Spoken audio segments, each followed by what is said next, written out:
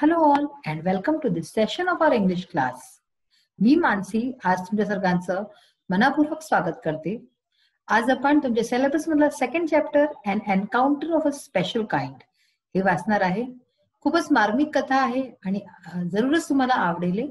तर चला वाचूया an encounter of a special kind. तर सर्वात आधी आपण वॉर्मिंग अप ही एक्सरसाइज पाहूया. वॉर्मिंग अप मध्ये बघा चिट चॅट म्हणजे गप्पा गोष्टी. तुम्हाला एक चित्र दिसत असेल, ह्याच्यात काय दिसतंय तुम्हाला? एक लहान मुलगी आहे आणि तिने काय केलंय, एक छोट्याशा पपीला ती काय करते, सेव्ह करते, म्हणजे ती वाचवते बहुतेक पाण्यातनं डुबायची. तर क्वेश्चन्स बघूया आपण याचे. What do you see in the picture? या पिक्चर मध्ये तुम्हाला काय दिसतंय? तर ह्याचा आन्सर लिहू शकता की I can see that a small girl is trying to rescue the puppy from drowning in the water. Second question आहे, what do you think the girl is trying to do? Why? तुम्हाला काय वाटतंय की मुलगी काय करणं चाहती? तर बरं तेच की I think that the girl is trying to rescue the puppy from drowning. Why? तर ह्याचं उत्तर होईल because she wants to save the puppy. If you were in the place of that girl what would you do? जर तुम्ही त्या मुलीच्या ठिकाणी असता तर तुम्ही काय केलं असतं? काय तुम्ही त्या पपीला जाऊ दिलं असतं, तसंच वाहू दिलं असतं किंवा तिला वाचवलं असतं? तर ह्याचं काय आन्सर होईल? If I would be in the place of that girl I would also have done the same thing. I would have rescued the puppy. Do you think she will become successful in her mission? काय तुम्हाला असं वाटतं की ही मुलगी जे करणं चाहती आहे ती करू पावेल? तर ऑफकोर्स ती करू पावेल. तो ह्याचं काय आन्सर होईल? Yes, I think that she will become successful in a mission because she had already rescued the puppy and now she will save the puppy from drowning. आता बघा, तुम्हाला इथे काही चित्र दिसतात. 4 चित्र दिलेत. Match the appropriate headings with the images. तर हेडिंग्स आहेत इथे 4, 1, 2, 3, 4 आणि इमेजेस आहेत 4. आपल्याला काय करायचंय, ह्याच्या समोर जी इमेज अप्रोप्रिएट आहे त्याचं नाव लिहायचंय. पहिला आहे अवर लक्झरियस बंगलोज.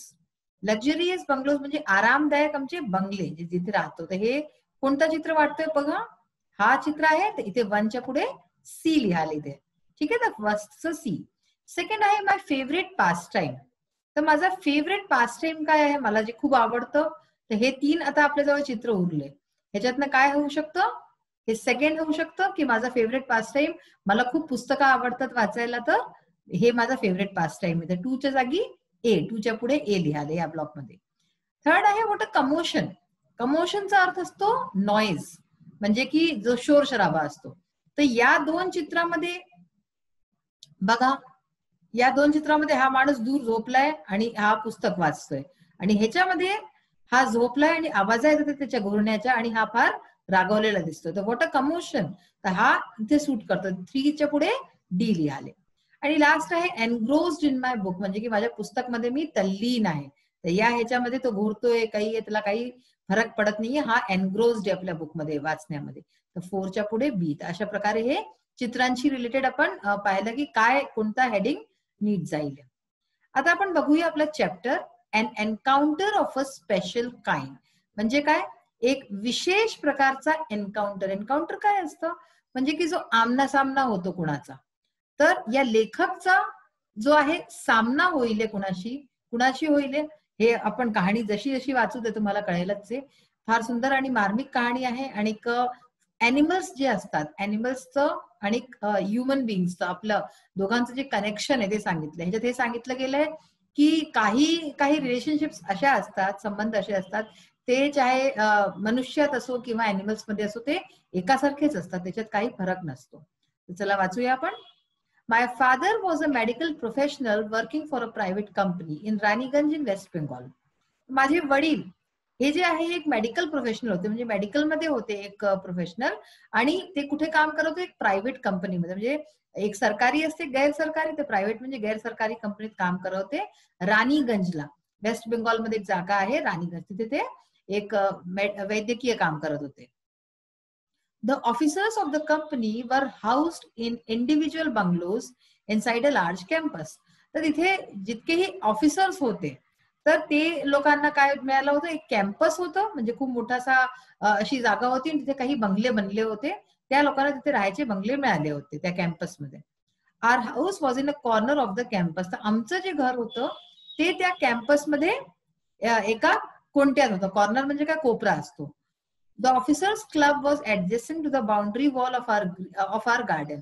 तर आमचा जो बगीचा होता, गार्डन होतं, त्यालाच लागून ऑफिसर लोकांचा जो क्लब होता तो तिथेच आमच्या भिंतीला लागूनच होता. The compound was luxurious with green grass, colorful flowers and a host of tall and majestic trees. तर आमचा जो कंपाऊंड होता, म्हणजे जिथे आम्ही राहत होतो, तिथे खूप छान हिरवळ होती, हिरवी हिरवी ग्रास होती, गवत होती आणि सुंदर रंगबिरंगी फुलं होते आणि host of tall and majestic trees, खूप मोठे मोठे वृक्ष सुद्धा होते. The seasonal vegetables in the kitchen gardens of the households and the magnificent trees constantly attracted squirrels and many species of birds. तर तिथे जी इतकी हिरवळ होती, इतके रंगबिरंगी फुलं होते वेगवेगळे प्रकारचे आणि जे मोठे मोठे झाडं होते, त्याच्याने काय होतं की स्क्विरल्स म्हणजे काय, खारुताई असते ना, तर खारुताई आहे आणि वेगवेगळ्या प्रकारचे जे चिमण्या होत्या त्या सगळ्या तिथे आकर्षित होत होते आणि येत होते. आणि a group of langurs had even made their den in an ashwattha tree nearby. अस्वथ म्हणजे पिंपळाचं झाड. पिंपळाच्या झाडाजवळ इवन जे लंगूर असतात त्यांनी आपलं घर सुद्धा बनवलं, डेन बनवला होता. They had all become a part and parcel of our existence and daily life.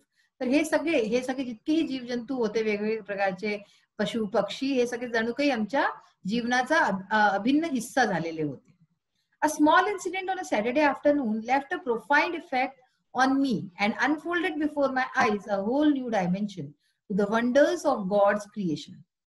तर आता जी कहाणी आहे ती आता सुरू होते की एका संध्याकाळी, एका दुपारी, शनिवारी दुपारी जे आहे, एक असं काही घटना घडली ज्याच्या कारणाने माझ्या डोळ्यासमोरचं काय अगदी बिफोर प्रोफाउंड इफेक्ट, माझ्यावरती खूप प्रभाव पडला, खूप मोठा, आणि अनफोल्डेड बिफोर माय आईज.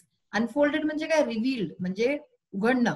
माझ्या डोळ्यासमोर खूप मोठा एक जग उघडला, नवीन नवीन गोष्टींचा, की किती देवाची जी बनवलेली दुनिया आहे, जे क्रिएशन्स आहेत, जे कृत्य आहेत, ते किती वेगळ्या आहेत, किती चमत्कारिक आहेत. It was a few days into the puja vacation. आता बंगाल्यांकडे तुम्हाला माहितीये की दुर्गा पूजा होते. तर दुर्गा पूजाचे वेकेशन म्हणजे जे सुट्ट्या होत्या त्यांना लागून काही दिवस झाले होते. Just like for any other child, the holidays provided an opportunity for me to become engrossed in various magazines and storybooks published specially for children in the festive season. तर जसं की आणि कोण्याही मुलाबरोबर असतं तसं माझ्याही बरोबर होतं की सुट्ट्या लागलेल्या होत्या, तर सुट्ट्यांमध्ये मी मला वेळ मिळाला होता, मला एक ऑपॉर्च्युनिटी मिळाली होती की मी आपल्या पुस्तकांमध्ये, मॅगझिन्स मध्ये माझ्या आवडत्या मी अगदी एनग्रोस होऊन जाऊ. म्हणजे एनग्रोस म्हणजे ऑक्युपाइड इन, म्हणजे पूर्ण टाइम मी वाचू शकत होतो. आणि story books published specially for children in the festive season. Festive season जो असतो म्हणजे काही असं फेस्टिवल्स असतात, काही असतात, सेलिब्रेशन्स असतात, तर तेव्हा काय होतं, मुलांकरता विशेष अशा पुस्तकं छपतात, मॅगझिन्स छपतात, तर ते सगळ्या मी वाचण्यामध्ये खूप माझा टाइम जात होता. After a hearty lunch, hearty म्हणजे काय, सफिशियंट अँड होलसम म्हणजे अगदी भरपेट, ठीक आहे ना. तर एक खूप छान हेवी लंच केल्यानंतर my parents and my younger sisters lay down for an afternoon nap. तर माझे पेरेंट्स जे होते, आई वडील, आणि माझी जी बहीण होती, ते लोक दुपारच्या झोपाया करतात. नॅप म्हणजे काय, दुपारीचे झोपतात त्याला म्हणतात. तर दुपारी झोपाया करता गेले. And I settle down with a story book. आणि मी जे आहे एक आपली स्टोरी बुक घेतली, कहाणीची पुस्तक घेतली आणि बसून गेलो. The quite afternoon presented the perfect backdrop for reading and adventure story. तर दुपारच्या वेळेस जसं की तुम्हाला माहिती की शांतता असते, तर म्हणते की शांत जी दुपार होती त्याच्या कारणाने अगदी परफेक्ट बॅकड्रॉप झाला होता. अगदी मला वाचनाकरता अगदी छान म्हणजे वेळ होती. अँड ऍडव्हेंचर स्टोरी, ऍडव्हेंचर म्हणजे साहसी स्टोरी वाचायकरता. The silence was occasionally broken by the sound of the family snoring. मध्ये मध्ये जी सायलेन्स होती, जो सन्नाटा होता, तो कशाने तुटत होता, माझे जे घरचे लोक स्नोरिंग म्हणजे घोरत होते घुरण्यानी. आणि the intermittent chirping of house sparrows. Intermittent म्हणजे फ्रिक्वेंट, म्हणजे जे लवकर एकानंतर एक, तर चिमण्यांच्या आवाजांनी होत होतं. आणि the harsh cawing of a crow.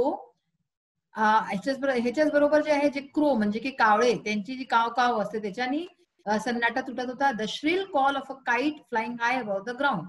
आणि श्रिल म्हणजे की very high and loud sound voice, म्हणजे खूप तेज आवाज. कसली, काईट. काईट हा एक पक्षी असतो है ना. तर हा जो खूप उंच उडत होता त्याच्या आवाजाने, या सगळ्या आवाजांनी मध्ये मध्ये शांतता भंग होत होती. Minutes ticked by, I became deeply absorbed in the book. तर काही वेळानंतर, काही मिनिट झाले होते आणि मी आपल्या पुस्तक मध्ये पूर्णतया एनग्रोस होऊन गेलो होतो, अगदी डुबून गेलो होतो आपली पुस्तक वाचायमध्ये. स्टोरीचा नेक्स्ट पार्ट आपण पुढच्या ह्याच्यात वाचूया. आता आपण आपली इंग्लिश वर्कशॉप आहे त्याला बघू की त्याच्यात काय आहे, एक्सरसाइजेस वगैरे. Write in your own words, आपल्या शब्दात लिहायचं याच्यामध्ये. Why did the narrator ignore the barking of dogs. जो नरेटर होता, आता पहा याचे जे प्रश्न उत्तर आहेत हे तुमचे पुढे येणार आहेत. अजून आपण स्टोरी वाचली नाहीये, पुढे जसं जसं स्टोरी वाचायला तर पूर्ण कहाणी तुम्हाला कळेलच आहे. तर आता काय आहे की नरेटर म्हणजे जो कहाणी सांगतोय त्यांनी बार्किंग ऑफ डॉग्स म्हणजे कुत्र्यांचं भुंकणं जे आहे ते का इग्नोर केलं, त्याला का सोडून दिलं. The narrator thought that the pack of dogs as usual must have trapped an unfortunate pig. तर त्याला काय वाटलं की बहुतेक जे कुत्र्यांचं झुंड होतं त्यांनी एक बिचाऱ्या डुक्करला त्याच्या मागे लागले आहेत आणि म्हणून त्यांनी त्याला सोडून दिलं, त्यांनी त्याची गोष्ट जी आहे नाही काही धरली. So he ignored the barking of dogs. तर म्हणून त्यांनी बार्किंग ऑफ डॉग्स कुत्र्यांचं भुंकणं जे आहे ते त्याच्याकडे दुर्लक्ष केलं. नेक्स्ट आहे why did mother langur make no effort to grab her baby from the coop. तर जी आई जी होती लंगूरची तिने का काहीच प्रयत्न नाही केला आपल्या बेबीला, आपल्या लहान मुलाला तिथून फ्रॉम द कूप मध्ये घेण्याचा. Mother langur did not make any effort to grab her baby. It was because she was completely sure that the writer was not doing any harm to her baby and whatever he was doing was for the good of the baby. कारण की तिला पूर्णतः खात्री झाली होती की जो narrator आहे, जो मुलगा आहे तो तिच्या मुलाला, तिच्या बेबीला काहीच हानी पोचवत नाही, क्षती पोचवत नाहीये आणि म्हणून तिने आपल्या मुलाला घ्यायला तिकडे ती नाही आली. मग आहे discuss the following and write about it in your own words in 5-6 lines. इथे काही प्रश्न दिले आहेत आणि त्याचे उत्तर 5-6 लाईनीत द्यायचे आहेत. बघा. What would you do if you find an injured bird while returning from your school. काय कराल जर तुम्हाला कोणती एक इंजर्ड बर्ड मिळाली आहे, म्हणजे की कोणता पशु किंवा पक्षी काही पण असू शकतो, असं काही ज्याला की चोट लागलेली आहे, तर तुम्ही काय कराल शाळेत नाही येताना जर दिसलं तुम्हाला. If I find an injured animal.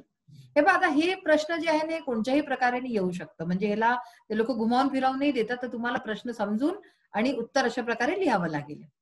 तर बघा answer, if I find an injured animal, जर मला कोणी इंजर्ड घायल कोणता पशु मिळाला, I will pick it up. तर मी काय करेन त्याला उचलेने tenderly and bring it to my home carefully. त्याला खूप हळूशी उचलेने आणि आपल्या घरी घेऊन येईने. I will put some drops of water in its mouth to make it fresh.